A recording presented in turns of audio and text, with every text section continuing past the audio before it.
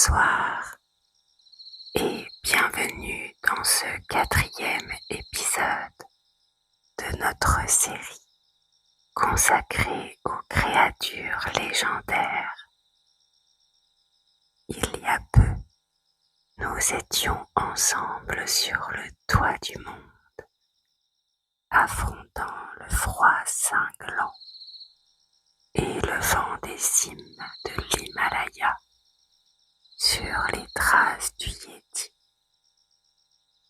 Ce soir, nous redescendons vers l'Europe, vers une terre de brume, de vieux bois et de pierres chargées d'histoire.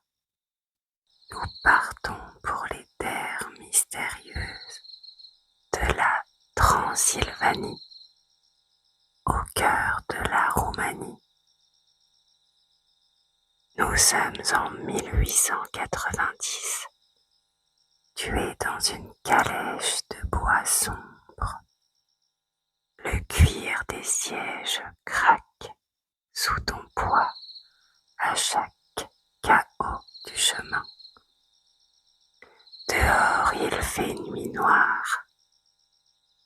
Le seul éclairage vient d'une lanterne à huile qui balance sur le côté, projetant des ombres dansantes sur les troncs des sapins centenaires.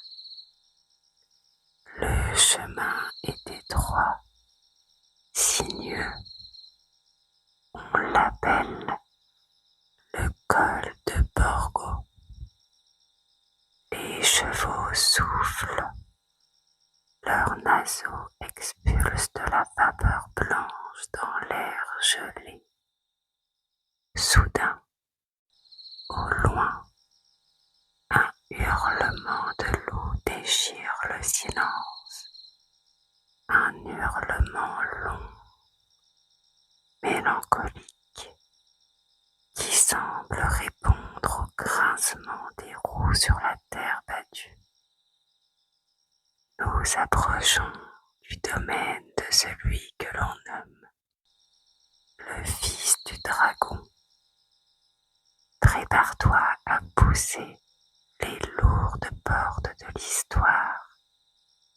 Écoute le crépitement régulier d'un feu de cheminée et laisse-toi porter par l'histoire de Dracula. Tout le monde aujourd'hui croit connaître Dracula. Dans notre imaginaire collectif, il est le roi incontesté des vampires. On se le représente souvent comme un aristocrate élégant, au teint pâle, vêtu d'une cape de soierie noire, doublée de satin rouge.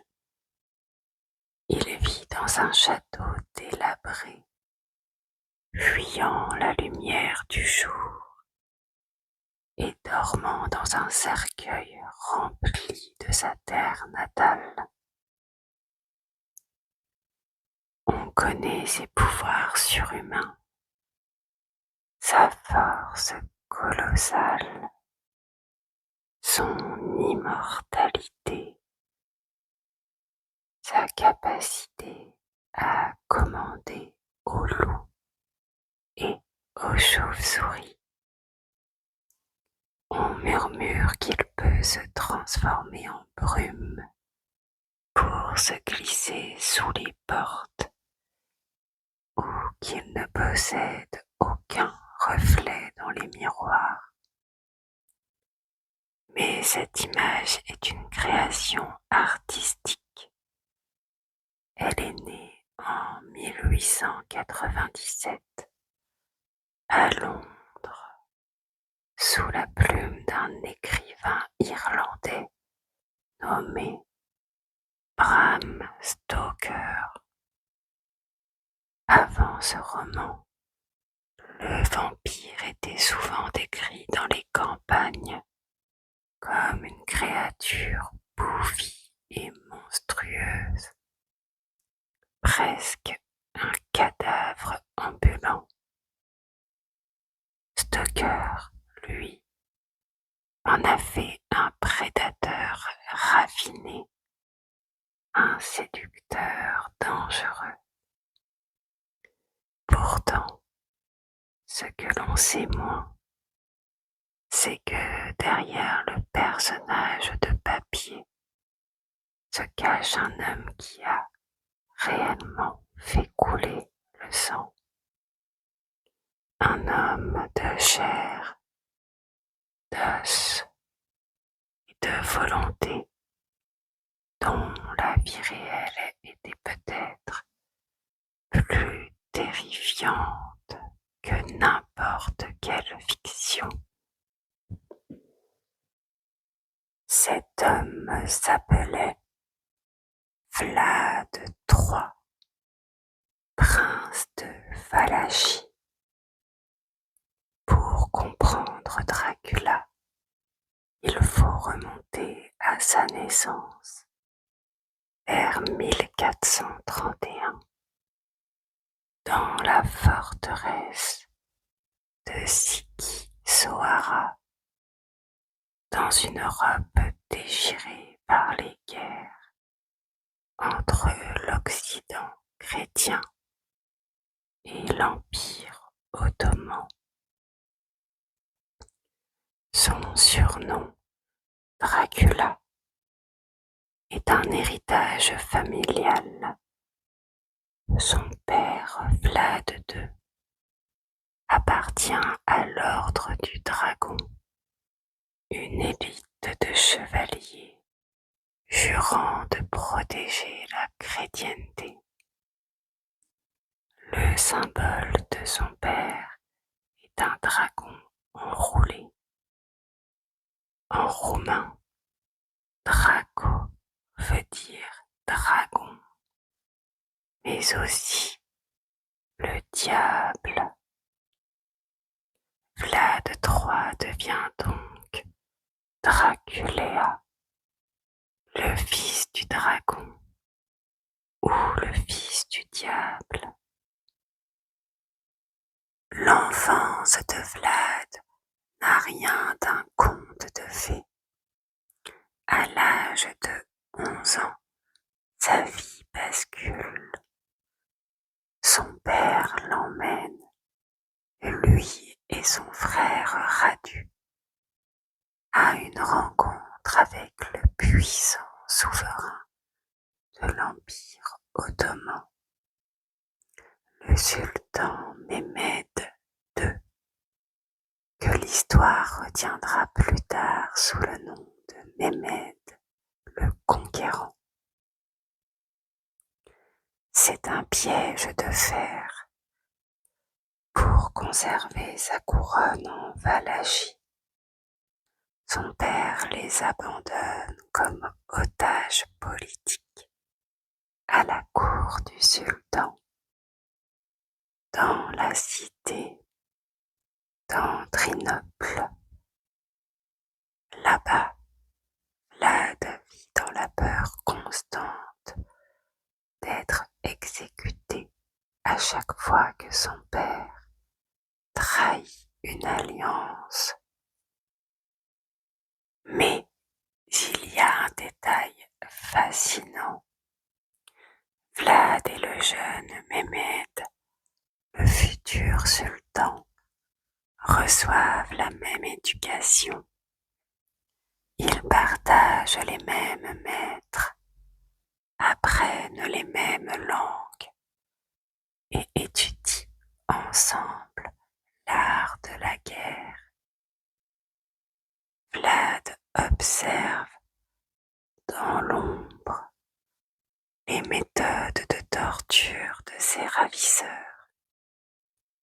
Il apprend de Mehmed lui-même la manipulation et surtout l'efficacité de la terreur psychologique. Dans cette prison dorée, les deux frères ne réagissent pas de la même manière. Vlad se forge un cœur de haine. Son frère, Radu, choisit une autre voie. On l'appelait Radu le Beau.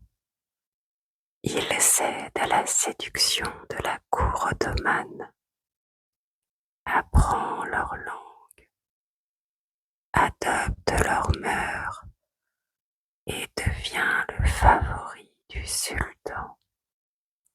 Imaginez la douleur et le mépris de Vlad, voir son propre sang devenir l'ami intime de ses bourreaux. Cette rivalité fraternelle va hanter toute sa vie. Vlad apprendra la manipulation et la torture, gardant en lui une vérité brute. Dans ce monde, la loyauté n'existe pas. Même son propre frère est devenu l'ombre élégante de l'ennemi. Lorsqu'il revient enfin en Valagie pour régner, Vlad porte sur ses épaules le poids de siècles de haine. À seulement 28 ans, il n'est déjà plus un homme, mais une tempête de vengeance glaciale. Nous sommes au printemps, le dimanche de Pâques de l'année 1459, dans la cité de Targoviste, alors que les cloches des églises résonnent pour célébrer la résurrection. Vlad invite les grandes familles nobles à un banquet somptueux. Les tables croulent sous les plats d'argent. Le vin rouge coule à flot. Les nobles rient, se croyant honorés.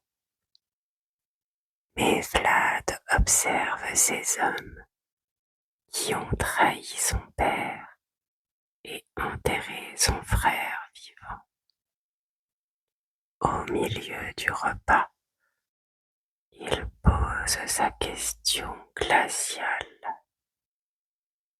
Combien de princes avez-vous vu défiler sur ce trône? Les nobles en citent des dizaines. Vlad se lève et le silence devient pesant. Il leur reproche leur déloyauté.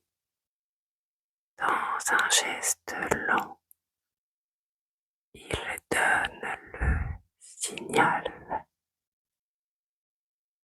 Les plus vieux sont exécutés.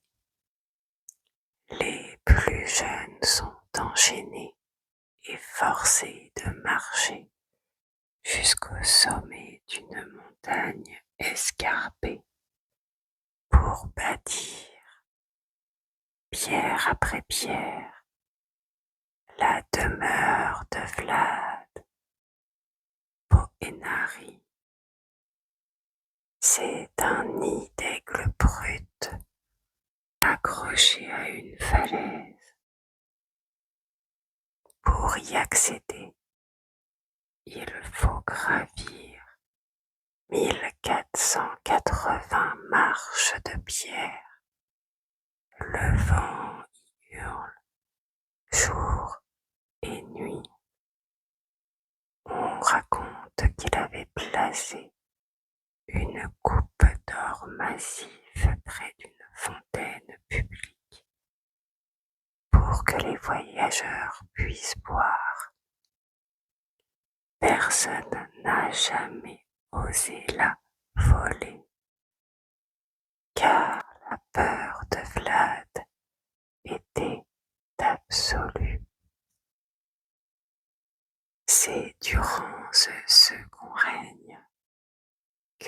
sa réputation la plus sombre, celle qui traversera les frontières et les siècles.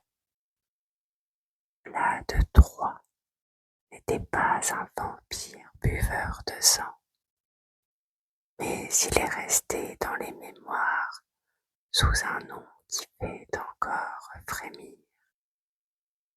Vlad l'Empaleur. L'empalement était son supplice de prédilection, mais comprenez bien, pour Vlad ce n'était pas seulement une punition, c'était une mise en scène. Il l'utilisait pour punir les criminels, les marchands malhonnêtes et les nobles corrompus, afin de purger son pays par la peur. Mais il en a fait surtout une arme de guerre psychologique sans précédent. Nous sommes en 1462. L'air est lourd. Une immense armée ottomane, commandée par le sultan Mehmed II en personne, marche sur la capitale Targoviste. Les soldats sont des milliers, fiers de leur victoire passée. Mais lorsqu'ils arrivent aux abords de la ville, le silence se fait brusquement. Les tambours s'arrêtent, les chevaux s'ébrouent, nerveux. Devant eux, sur des kilomètres, s'étend une vision que l'esprit humain n'est pas fait pour supporter. Une forêt macabre, composée de 20 000 prisonniers, 20 000 corps dressés sur des pieux, formant une haie d'honneur sanglante pour l'envahisseur. On raconte que le sultan lui-même, pourtant habitué aux champs de bataille les plus violents et aux sièges les plus sanglants, s'arrêta net. Il fut frappé par une réalisation terrifiante. Il n'affrontait pas un simple prince, mais un homme capable d'une cruauté qui dépassait l'entendement. Ce jour-là, le conquérant de Constantinople fit demi-tour, incapable de donner l'ordre d'avancer dans cette forêt de souffrance. Vlad ne cherchait pas à être aimé de ses sujets ou respecté par ses pairs. Il cherchait à être craint au point que son simple nom suffise à protéger ses frontières. Pour les Roumains d'aujourd'hui, il reste cette figure ambiguë, presque impossible à saisir. Un héros national qui a protégé l'indépendance de son peuple contre des forces écrasantes, mais un homme dont les mains étaient couvertes d'un sang indélébile, un sauveur dont l'ombre est devenue un cauchemar éternel. Mais alors, comment ce prince médiéval Ce guerrier d'un autre âge est-il devenu, 4 siècles plus tard, le conte vampire que nous connaissons tous? Le pont entre la réalité et la légende s'est construit dans un lieu inattendu. Le calme feutré et silencieux de la bibliothèque du British Museum à Londres. Imaginez Bram Stoker. Nous sommes à la fin de l'époque victorienne. L'air de Londres est saturé de charbon et de brouillard. Stoker est un homme de théâtre, un esprit curieux qui n'a jamais voyagé plus loin que l'Europe de l'Ouest. Il passe ses après-midi enfermé, entouré de piles de parchemins jaunis et de cartes anciennes. C'est là, dans la poussière des rayons, qu'il tombe sur des chroniques allemandes du XVe siècle. Ces textes, écrits par des ennemis de Vlad, le décrivaient déjà comme un monstre, prenant plaisir à voir le sang couler. À l'époque, c'était une métaphore pour dire qu'il était un tyran sans âme. Mais dans l'esprit de l'écrivain, une étincelle jaillit.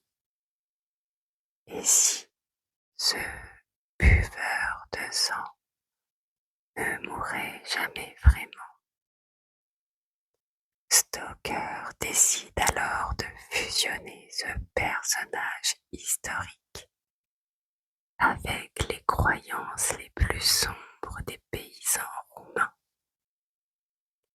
Dans les villages reculés des Carpates, là où les montagnes semblent toucher le ciel, la peur des Strigoi n'était pas un conte de fées, c'était une réalité quotidienne. Les Strigoi étaient des morts dont l'âme refusait de quitter le corps. On murmurait que si un chat passait par-dessus un cercueil, ou si le défunt avait été d'un homme injuste, il pouvait se relever la nuit. Ces créatures ne cherchaient pas seulement à tuer, elles revenaient pour voler la force vitale de leurs propres parents, de leurs propres enfants, les laissant pâles et affaiblis jusqu'à la mort. Les rituels pour s'en protéger étaient d'une précision chirurgicale. On ne se contentait pas de prier. Aux fenêtres et aux portes des étables, on accrochait des tresses d'ail dont l'odeur forte était censée repousser le mal. On frottait les cadres des maisons avec de la graisse de porc ou du goudron pour barrer la route aux esprits. Mais le plus terrifiant restait le rituel de la tombe. Si un villageois tombait malade sans raison, on ouvrait le cercueil du dernier défunt de la famille. Si le corps paraissait trop frais, trop rouge, on passer à l'acte. On perçait le cœur avec un pieu taillé dans du bois de frêne ou d'églantier. L'objectif n'était pas de tuer, puisqu'il était déjà mort, mais de clouer l'âme au sol, d'empêcher physiquement le corps de se redresser. Stoker a pris ces éléments de folklore brut, ces peurs ancestrales nées de la terre et du sang, et les a enveloppés dans l'élégance sombre de l'atmosphère gothique victorienne. Pour la demeure de son monstre, il lui fallait un écrin. En lisant les descriptions de voyageurs, son regard s'arrête sur le château de Bran, perché sur un éperon rocheux, avec ses escaliers secrets dérobés dans l'épaisseur des murs, ses couloirs étroits où l'air semble manquer et ses tours pointant vers la lune. Bran correspondait exactement à l'image qu'il se faisait d'une demeure maléfique. Le guerrier de Valachie était mort, mais grâce à la plume de Stoker, le comte de Transylvanie venait de naître pour l'éternité. La science moderne, avec ses microscopes et ses analyses, jette aujourd'hui un éclairage fascinant, presque chirurgical, sur ces légendes qui nous ont fait trembler. On peut se demander pourquoi. Pourquoi tant de peuples différents, sans jamais se consulter, ont-ils tous fini par croire aux buveurs de sang? La réponse ne se trouve pas dans les cercueils, mais dans le corps humain. Il existe des explications médicales concrètes, des maladies qui, au Moyen Âge, transformaient un voisin, un ami, en une créature de cauchemar. Pensez à la porphyrie. À l'époque, c'était une maladie totalement incomprise. Elle provoque une photosensibilité extrême, une véritable allergie à la vie. Le moindre rayon de soleil brûle la peau des malades, créant des cloques et des cicatrices profondes. Pour survivre, ces personnes devaient rester cloîtrées le jour dans l'ombre humide des maisons et ne sortir que dans l'obscurité totale de la nuit. Mais il y a pire. Cette maladie s'attaque aux tissus. Elle rétracte les gencives et les lèvres, mettant à nu les dents. Les canines semblent alors pousser, s'allonger, prenant l'apparence de gros permanents. Pour un villageois du XVe siècle, croiser cet homme pâle aux traits déformés, ne sortant que la nuit, n'était pas une rencontre médicale. C'était la preuve qu'un vampire rôdait. On pense aussi à la rage. Au XVIIIe siècle, une épidémie de rage en Europe de l'Est a provoqué une explosion terrifiante des signalements de vampires. Un homme atteint de la rage devient hypersensible aux stimuli. L'odeur forte de l'ail l'insupporte au point de le faire fuir.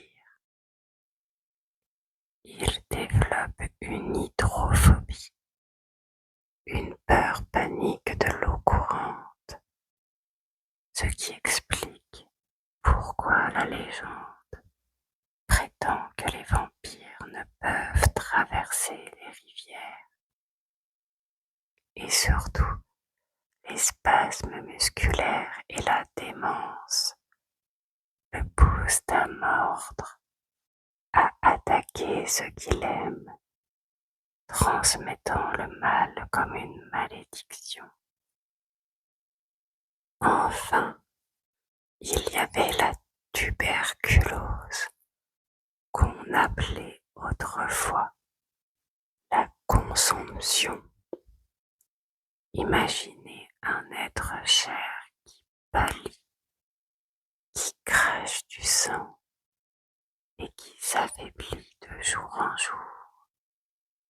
Ses joues se creusent, ses yeux s'enfonçant dans leurs orbites, comme si quelque chose, une force invisible, aspirait sa vie de l'intérieur. Dans un temps où les bactéries et les virus étaient des concepts inconnus, le vampire était une explication visuelle. C'était une façon de nommer la mort invisible, de donner un visage à la maladie pour mieux l'affronter. Le pieu dans le cœur n'était pas un acte de haine. C'était le dernier rempart d'une communauté désespérée qui cherchait à arrêter une épidémie qu'elle ne comprenait pas. Aujourd'hui encore, le château de Bran se dresse au sommet de son rocher, baigné par la brume des montagnes de Transylvanie. Des milliers de curieux s'y pressent chaque année, cherchant à apercevoir une cape noire dans un miroir ou à entendre le cri d'un loup. Dracula est devenu bien plus qu'une simple histoire de monstre. Il incarne nos peurs les plus profondes. La peur de ce qui se cache dans le noir, la peur de la maladie, mais aussi notre désir secret de vaincre le temps et de devenir éternel.